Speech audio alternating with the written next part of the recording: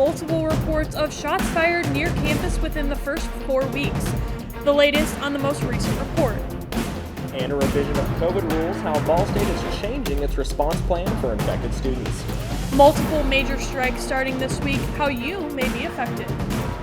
And President Biden addresses the nation, his plans to help combat rising inflation. 80-degree temperatures creep our way back in. I'll tell you just how warm it will get. Delaware County's only live television newscast from Ball State University's Unified Media Newsroom. You're watching Newslink, Indiana. Good evening. Thanks for being with us. I'm Tara Konieczny. And I'm Zach Vance. Only 4 weeks into the semester, Ball State police have responded to many reports of shots fired around campus. Early last Monday morning, a call was received of 6 shots fired at the McKinley parking garage. Police found a group of 8 men, 3 of them admitted to firing a gun. The 3 men, 2 aged 18 and 19, said they were, quote, not aware of what happened to the shots and the handgun. Officer Greg Fallon says the 3 men are not Ball State students. All 3 were arrested on counts of criminal recklessness and paid $5,000 bonds. They have not yet been criminally charged. With the beginning of new school year underway, the university has revised its COVID-19 response plan for students. The plan contains minor updates, which includes the removal of quarantine requirements for those who may have been exposed to COVID-19.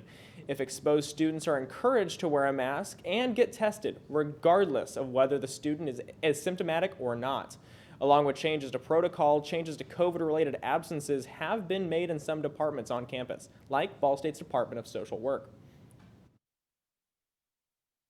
So I think they're doing the best they can, and and the social work department is trying to offer the best possible education for their students while in this weird transitionary time period. To learn more about Ball State's COVID-19 protocol, visit the university's website. The first death from monkeypox was confirmed in the U.S. yesterday. A Los Angeles resident with a severely weakened immune system who had been hospitalized. There have been around 22,000 cases of deaths from monkeypox are extremely rare, but more likely among babies, pregnant women, and people with weakened immune systems. Federal health officials say they're working to make testing more accessible and increasing production of the monkeypox vaccine. The Food and Drug Administration is set to consider the first ever over-the-counter birth control pill. A joint advisory meeting was officially scheduled for November. Officials will review an application for over-the-counter approval of the contraceptive O-pill. The O-pill is a non-estrogen pill taken orally once a day to prevent pregnancy. It is currently available with a prescription. A company official said over-the-counter approval will, quote, help even more women and people access contraception without facing unnecessary barriers. The review is scheduled for November 18th.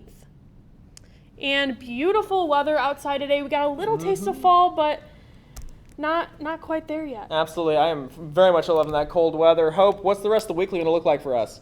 Yeah, guys, we did get our first taste of fall, and it kind of has been a temperature roller coaster the past 5 days. We were in the 80s, 81 on Thursday, 85, 87. Then we got that taste of fall at 75 and then 67 degrees yesterday. Temperatures right now are still sitting in the 60s, 66 degrees here in Muncie, 65 in Indianapolis, along with 65 degrees up there in Terre Haute. Looking at our radar, we're dry across our area. Those clouds are starting to dissipate out of the area and spanning out. That's pretty much the picture for much of the Ohio Valley region, and will stay dry for quite a while. Coming up in my full forecast, I'm tracking those sunny and dry conditions along with those summer-like temperatures creeping their way back in. And then I have a great family weekend forecast in store. All the details coming up in my full forecast.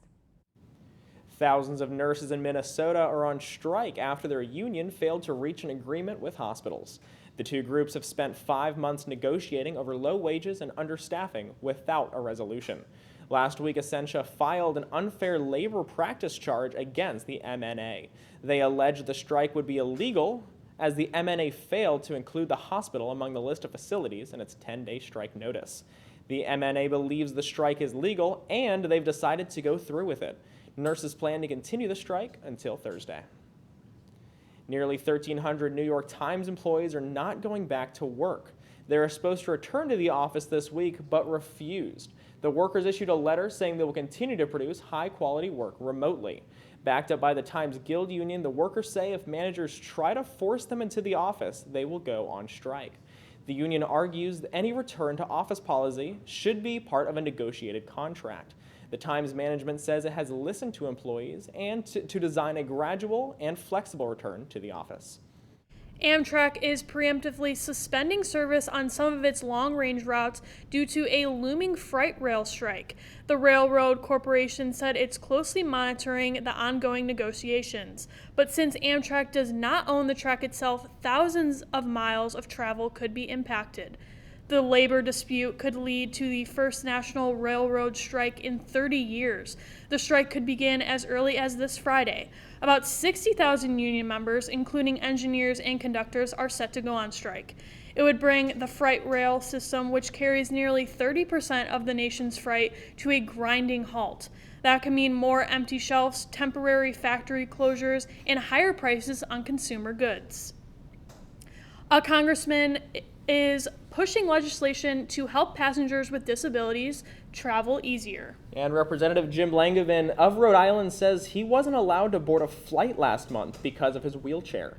It contains lithium batteries, but Langevin points out the chair is FAA compliant. Speaking about the incident, he said things are much worse for disabled people without the resources he has.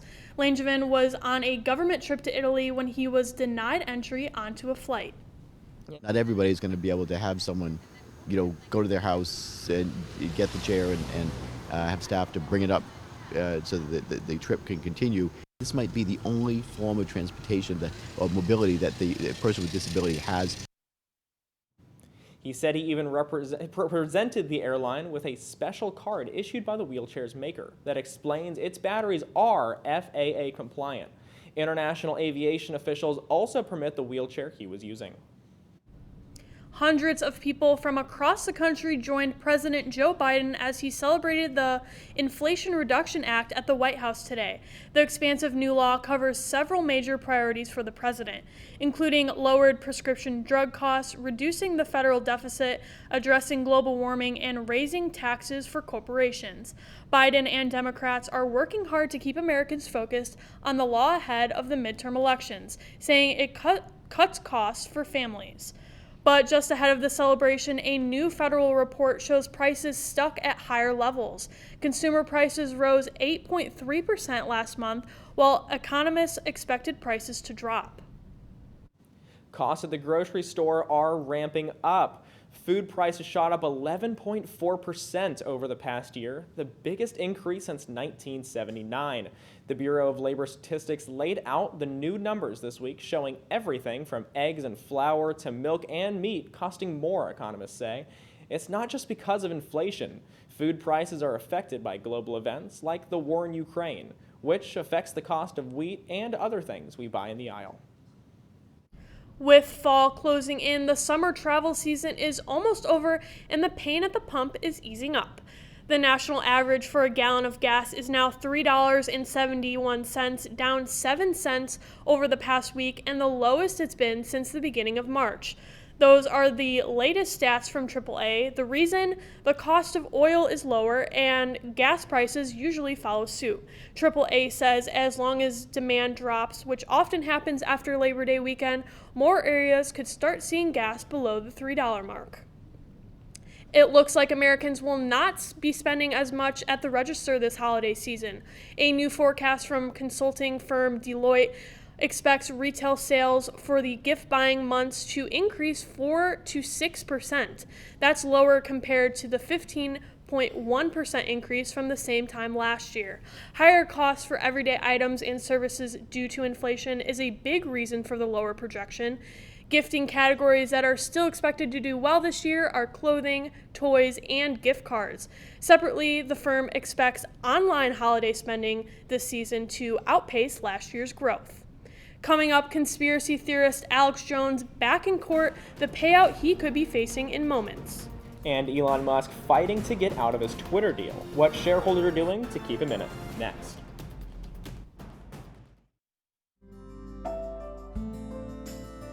Riding the bus is an easy thing to do.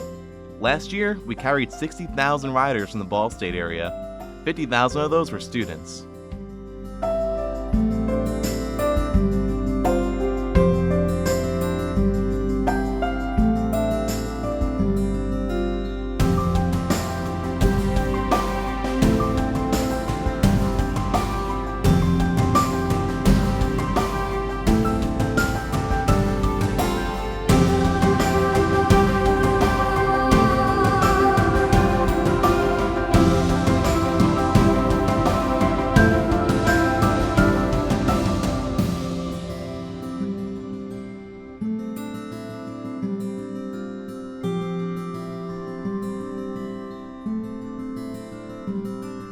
Anywhere you want to go, Mitts will take you there.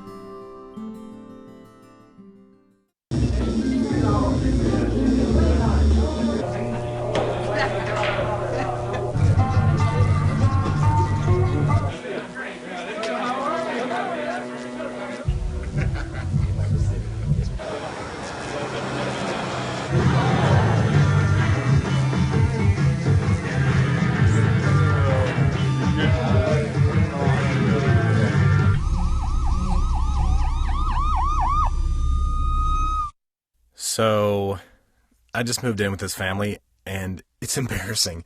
The little one, he likes to go outside and crawl around in the giant litter box. I don't know what he's doing. I mean, I was born and I knew how to use the litter box. Look at that! That's disgusting!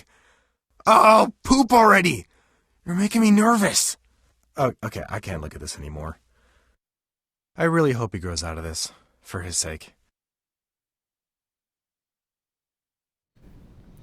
Welcome back. Conspiracy theorist Alex Jones was back in court today in Connecticut, facing more family members of Sandy Hook Elementary shooting victims. Weeks ago, a Texas jury decided Jones and his company would pay nearly $50 million for defamation and inflicting emotional distress on one victim's family. Now, a Connecticut jury is debating a payout for other families of those killed in the 2012 shooting, which Jones and his colleagues have called a hoax. During the trial's opening statements, Jones's defense attorney questioned the plaintiff's motives, saying they want to silence Jones because he disagrees with their point of view. The judge warned Pattis she would stop his opening statements if he didn't adhere to her order. Jones has said the Sandy Hook shooting was a hoax planned by the government officials, and the parents of the students who died in the shooting were actually actors. Nearly 6,000 violent criminals are off the streets, thanks to the FBI teaming up with state and local officials around the country. At the beginning of the year, the FBI asked all U.S. attorneys' offices to come up with specific strategies to cut down on violent crime, and the FBI director shared the results this week. Along with thousands of alleged violent criminals being arrested between May and September, officials also broke up more than 100 gangs and took thousands of weapons and drugs off the streets. The amount of children in poverty was nearly cut in half last year, due mainly to the enhanced child tax credit. The Census Bureau data shows 5.2% of children living in poverty in 2021. This down from 9.7% the year before. The percentages are based on another measure developed by the Census Bureau. The child poverty rate was the lowest on record since the measure began. The overall supplemental poverty rate was also down in 2021. Elon Musk is fighting to get out of his deal to buy Twitter, but the social media company's shareholders plan to hold him to it. Twitter shareholders voted today in favor of Musk's $44 billion takeover deal. The vote came days after Musk's third letter to Twitter seeking to terminate the deal. The case between Twitter and the world's richest person is set to go on trial October 17th. Queen Elizabeth II's coffin has arrived at Buckingham Palace after being transported from a Royal Air Force base in West London by car. The royal family received the coffin as it arrived at the palace. It will rest in the Bow Room overnight before being moved tomorrow so mourners can pay their respects to the late Queen. The coffin was brought from Edinburgh, Scotland earlier today. The deceased monarch's only daughter, Princess Anne, accompanied the Queen on her final flight. And it was a great day to be outside today, but warmer temperatures are coming up. Hope, what do you have for us? Yeah, guys, those cool temperatures yesterday and today, but we have a warm up on the way. All of that coming up after the break. Baby, you see, I that's why I'm never gonna let you go. Never gonna let you go. Babe, I'm never gonna let you go. No, no, never gonna let you go. Here you go. Thank you. Thank you. Never gonna let you go. Never gonna let you. I think it's just vapor with flavor. It won't hurt my kid like cigarettes, right? Vaping is safer than smoking, isn't it? There's really not even that much nicotine in them, right? My kid? My kid knows it's dangerous. Get your head out of the cloud. Today, nearly 8,000 kids will start vaping, maybe even yours. Learn about the dangers at talkaboutvaping.org. Emotes say a lot, but they can't say it all. Think your guildmate is struggling? Try these dialogue options.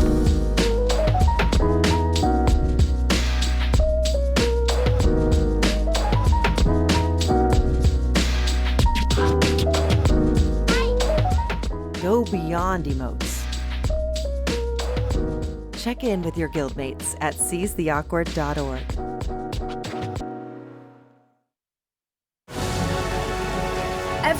Every day, millions of people are connecting. And even though we're overcoming obstacles, watching each other's backs, and banding together, we should still make an effort. to get to know each other. On a deeper level. Father. Cosplayer. Mentor. Actor. It's time we take a step forward. It's time we take a step forward. Come together. And discover how accepting our differences can make us stronger. Welcome back with us. You're looking at a live shot of the Cooper Science Building. The current time is 9:17 on this beautiful Tuesday night. And today it looks like we're not getting those cooler fall temperatures quite yet.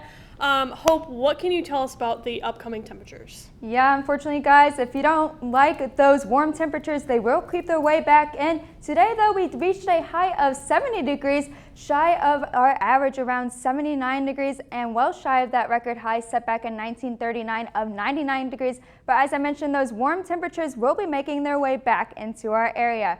Right now, though, looking at our current temperatures, 66 degrees here in Muncie, 65 in Indianapolis, as well as 65 degrees in Terre Haute, still sitting at 73 degrees over there in St. Louis. Looking at our current radar, you see dry across the area and those clouds starting to dissipate. That low pressure system is well off to our east by now, but here comes that high pressure system. That high pressure system will be bringing us fair conditions for the remainder of this week, going into the weekend and into the start of next week. And as we go into tonight, mostly clear skies for the night tonight, dipping down to a low of 53 degrees. So definitely want to grab a jacket if you're headed out about tonight. Those light winds coming out of the west at 5 miles per hour, but we do have a chance of seeing some dense fog tonight. Timing out that fog chance, you see around 4 a.m. we have some patchy fog areas, especially up here in Marion and Kokomo. They have a less than a half-mile visibility, but come around your morning commute, that's when we see the fog becoming the most hazardous, as much of our area is experiencing less than a half-mile visibility of fog. So as you're headed to work or onto campus, be sure to leave plenty of space between you and the car in front of you, as visibility levels dip below 1/2 mile. And as we go into the afternoon hours, we see those foggy conditions start to dissipate, leaving us with mostly clear skies. For your forecast tomorrow at 8 a.m., we're still sitting at 53 degrees, so definitely want to grab a light jacket on your way out the door, along with those foggy conditions, so be sure to take it easy out on the roadways. But by noon, those foggy conditions start to clear up at 71 degrees, and then finally at 5 p.m., we're topping out at 80 degrees with those mostly clear skies. These 80-degree temperatures are brought to you by the jet stream, which is the river of air. And as you can see, this big ridge of this warm air is coming up from the south, and that will be bringing us those 80-degree temperatures for the remainder of this week and going into the weekend and the start of next week. The Climate Prediction Center has issued their 6 to 10 day outlook, and we have a high probability of seeing those above average temperatures along with most of east central parts of the United States, and we'll be seeing these above average temperatures for quite a while. And going into the weather break, you can see that we have plenty of time to spend outside as these sunny and dry conditions come along. And for the next 7 days, 80s across the board and plenty of sunshine as well. And a great forecast in store for our family weekend as well. If you guys are planning on getting out, it's a great time to get outside with family. Yeah, I'm not looking forward to those warmer temperatures, but definitely great temperatures for family weekend and the football game. Yeah, for sure. Now we're going to throw things over to Zach Greer to take a look at what's next in sports. Thanks, guys. One Ball State athlete earning an award after an undefeated weekend, plus one Ball State team wrapping up their invitational in Florida. Find out who next in sports. Here's your sandwich, miss. Oh, thank you. And your burger. Awesome, thank you. And your bowl of boiling water, sir.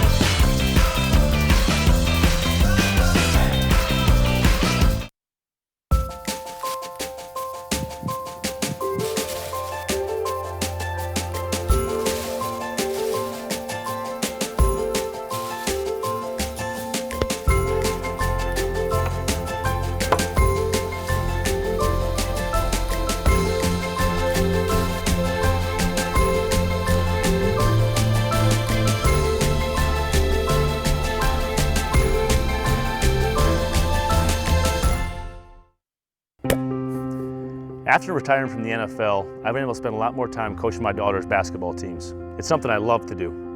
Through our games and our tournaments, we see all types of coaching, good and bad. And it begs the question, do we really know who's coaching our kids? Do they have the proper training and screening it would take for me to be comfortable with my daughters playing for that coach? Our Youth Basketball Association made the decision to use trusted coaches to screen and train all of our coaches. I'm a trusted coach. Are you? So if one cat has 4 kittens who reproduce every 6 months, how many cats will there be in 5 years? Who's got it? Is this... What is that? Seriously? Who threw that? Cats are terrible at math, but they sure do multiply. Please spay, neuter, and adopt. The solution is 10. Welcome back to Newslink, Indiana. I'm Zach Greer with sports. Heading into the courts in Worthing Arena, Ball State women's volleyball going into their Saturday night matchup in the Ball State tournament. After a doubleheader victory over Arkansas State and Alabama on Friday, Ball State heading into their matchup against Green Bay with on Saturday with a lot of confidence and energy. Ball State coming out victorious and defeating Green Bay in dramatic fashion with a final set score of 3-2. The team led by senior Marie Plitt with 15 kills and junior Kate Snyder earning 9 kills of her own. The game consisting of a swing of emotions as both teams continuing to trade set wins. Green Bay keeping the Cardinals on their game throughout the night, blocking many shots from Ball State. But it is the Cardinals continuing to stay the course and showing toughness that earns them the win. These are the traits the head coach Kelly Miller-Phillips admires about this veteran group. This was a toughness win. Green Bay was a really good team, super physical, and blocked a lot of balls, caused us a lot of trouble, and being able to score offensively. But really happy that we just found a way. Falling short, losing 3-2. Keeping things in Ball State women's volleyball, Marie Plitt being named the Mid-American Conference Offensive Player of the Week on Monday. Plitt winning the award after leading the Cardinals to a 3-0 record in the Ball State tournament this past weekend. Plitt led Ball State with 34 kills over 3 matches, including 15 in their victory over Green Bay. Along with earning the Player of the Week honors, Plitt also being named the most valuable player of the tournament. The Cardinals will return to action this Friday in the Stacey Clark Classic. They face off against Northern Kentucky at Purdue University, with first serve scheduled for 4 p.m. Switching things over to the links, Ball State men's golf wrapping up their competition at the Stream Song Invitational. The Cardinals finishing 11th out of 13 teams in Bowling Green, Florida. Finishing at the top of the leaderboards for Ball State was sophomore Cash Beller, ending the tournament in 18th overall at 9 under par. After the performance, head coach Mike Fleck stating that the team will get back to work and improve going into their next competition. The The Cardinals will hit the green next week as they travel to the University of Cincinnati for the Bearcat Invitational. The tournament will take place next Monday and Tuesday. And finally, passing things over to the hardwood, Ball State men's basketball has been slated to compete in the Indy Classic at Gainbridge Fieldhouse. The inaugural doubleheader will take place on December 17th and is set to feature a matchup between the Cardinals and the Illinois State Redbirds, and another matchup between the Purdue Boilermakers and the Davidson Wildcats. The Classic will serve as an annual fundraiser for Indiana Sports Corps' non-for-profit mission. Indiana Sports Corps is a corporation that brings sporting events to deserving communities. Game times are yet to be announced, but tickets are on sale now through Ticketmaster. And guys, basketball season is already potentially starting at Worthen Arena, going on with our event that's happening in December. I'm honestly pretty excited for events going on at Worthen Arena. You guys plan on going to any games at all? Oh, for sure. What about you? Personally, I'll definitely be there. Maybe not a whole lot, but definitely a couple of them throughout the season. Thank you so much, Zach. Coming up, we'll have your campus coverage on a student organization working to create change one item at a time. And we'll give you one final look at your weather in moments.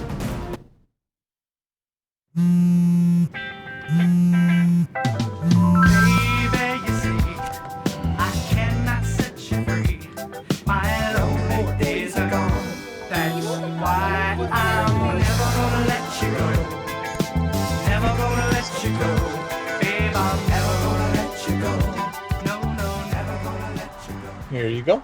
Thank you. Thank you. Never gonna let you go. Never gonna let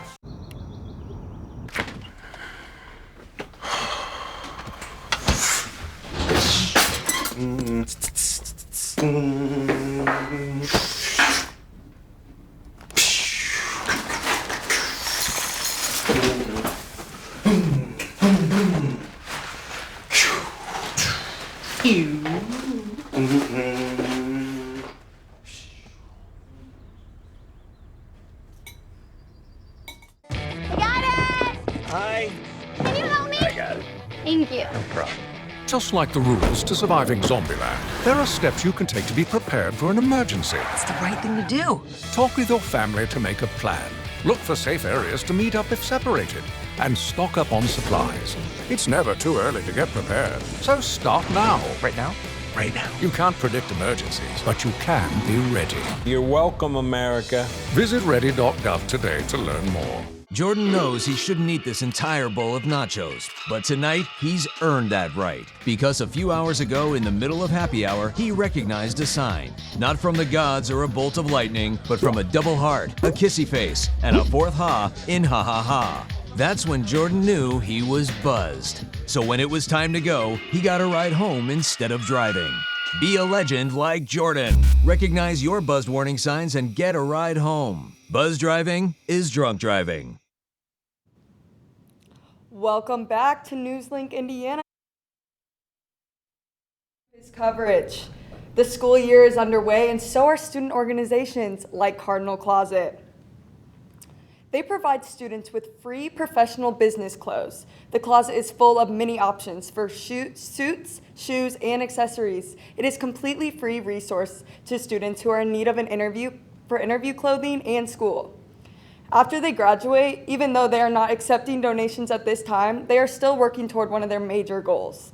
One thing that we strive for in our mission with Cardinal Closet is also to focus on sustainability practices with shopping as well as how we launder our clothes. For more information on Cardinal Closet, you can visit ballstatedaily.com.